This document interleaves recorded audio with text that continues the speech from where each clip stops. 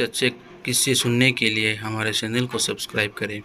بسم اللہ الرحمن الرحیم۔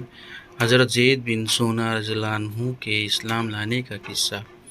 حضرت عبداللہ بن سلام رضی اللہ عنہ فرماتے ہیں کہ جب اللہ نے حضرت زید بن سونہ کو ہدایت سے نوازانے کا ارادہ فرمایا تو حضرت زید بن سونہ نے اپنے دل میں کہا، حضور صلی اللہ علیہ وسلم کی چہرے پر نگاہ کرتے ہی میں نے نبوت کی تمام نشانیوں کو حضور صلی اللہ علیہ وسلم کے چہرے میں پا لیا تھا، لیکن دو نشانیاں ایسی ہیں جن کی میں نے آپ میں ابھی تک آزمایا نہیں ہے۔ ایک تو یہ نبی کی بردباری اس کے ذل غصہ میں آ جانے پر غالب ہوتی ہے، دوسرے یہ کہ نبی کے ساتھ جتنا زیادہ نادانی کا معاملہ کیا جائے گا اس کی بردباری اتنی بڑھتی جائے گی۔ چنانچہ ایک دن آپ باہر تشریف لائے، آپ کے ساتھ حضرت علی بن ابی طالب رضی اللہ عنہ بھی تھے۔ آپ کے پاس ایک آدمی اونٹنی پر سوار ہو کر آیا جو دیکھنے میں بدو معلوم ہوتا تھا۔ اس نے کہا، اے اللہ کے رسول، فلاں قبیلے کی بستی میں میرے کچھ ساتھی مسلمان ہو چکے ہیں۔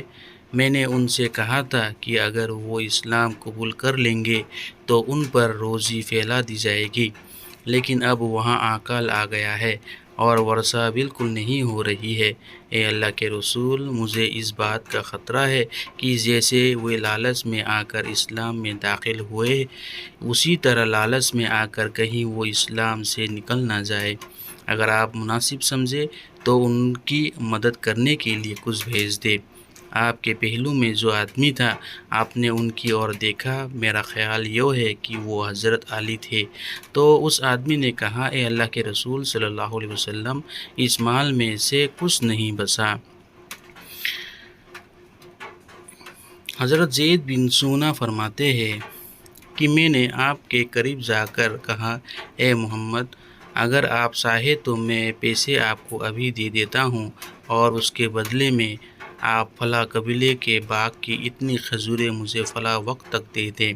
آپ نے فرمایا، ٹھیک ہے، لیکن کسی کے باغ کو طے نہ کرو۔ میں نے کہا، چلو ٹھیک ہے۔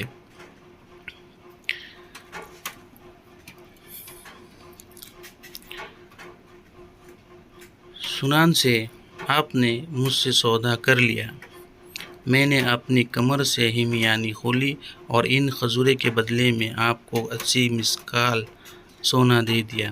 اپنے وہ سارا سونا اس آدمی کو دے دیا اور اس سے فرمایا، لو، یہ ان کی مدد کے لیے لے جاؤ اور ان میں برابر بانٹ دینا۔ حضرت زید بن سونہ فرماتے ہیں کہ طے شدہ میعاد سے ابھی 2-3 دن باقی تھے۔ حضور صلی اللہ علیہ وسلم باہر تشریف لائے اور آپ کے ساتھ حضرت ابوبکر رضی اللہ عنہ، حضرت عمر رضی اللہ عنہ، حضرت عثمان رضی اللہ عنہ اور کچھ صحابہ بھی تھے۔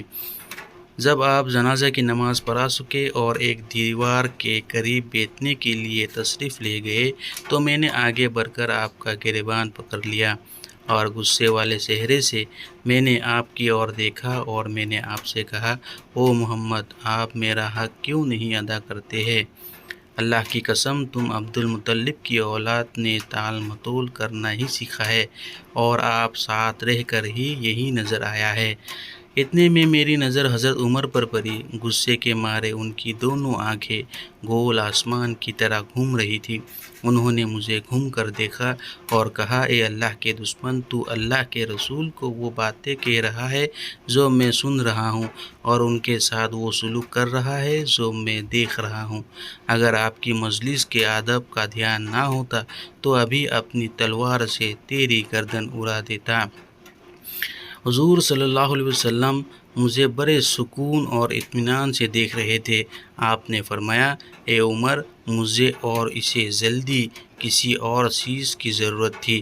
مجھے تو تم اچھی طرح اور جلدی ادا کرنے کو کہتے اور اسے ذرا سلیقے سے مانگ رکھنے کو کہتے۔ اے عمر، انہیں لے جاؤ اور جتنا ان کا حق بنتا ہے وہ بھی ان کو دو، اور جو تم نے ان کو دھمکایا ہے اس کے بدلے میں بھی 20 ساغ کھجور اور دو۔ حضرت زید فرماتے ہیں کہ حضرت عمر مجھے لے گئے اور جتنی میری کھجوریں تھی وہ بھی مجھے دی اور 20 سا کھجوریں زیادہ بھی دی۔ میں نے کہا یہ زیادہ کھجوریں کیوں دے رہے ہو؟ حضرت عمر نے کہا کہ مجھے حضور صلی اللہ علیہ وسلم نے فرمایا تھا کہ میں نے جو تم کو دھمکایا ہے اس کے بدلے میں تم کو اور کھجوریں بھی دوں۔ میں نے کہا اے عمر کیا تم مجھ کو جانتے ہو؟ حضرت عمر نے کہا نہیں۔ میں نے کہا میں زید بن سہنہ ہوں۔ حضرت عمر رضی اللہ عنہ نے کہا وہ یہودیوں کے بڑے ودان؟ میں نے کہا ہاں وہی۔ حضرت عمر رضی اللہ عنہ نے کہا اتنے بڑے عالم ہو کر تم نے اللہ کے رسول صلی اللہ علیہ وسلم کے ساتھ ایسا سلوک کیوں کیا اور ان کو ایسی بات کیوں کہی؟ میں نے کہا اے عمر حضور صلی اللہ علیہ وسلم کی چہرے پر نگاہ پڑتے ہی میں نے نبوت کی تمام نشانیوں کو حضور صلی اللہ علیہ وسلم کے چہرے میں پا لیا تھا، لیکن 2 نشانیاں ایسی تھیں جن کو میں نے اپنے ابھی تک آزمایا نہیں تھا۔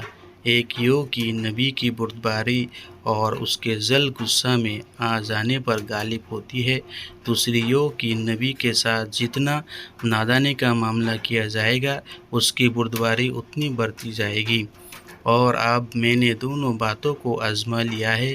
اے عمر میں تمہیں اس بات پر گواہ بناتا ہوں کہ میں اللہ کے رب پر، اسلام کے دین ہونے پر اور محمد کے نبی ہونے پر دل سے راضی ہوں، اور اس بات پر گواہ بناتا ہوں کہ میرا آدھا مال حضور صلی اللہ علیہ وسلم کی ساری امت کے لیے وقف ہے اور میں مدینہ میں سب سے زیادہ مالدار ہوں۔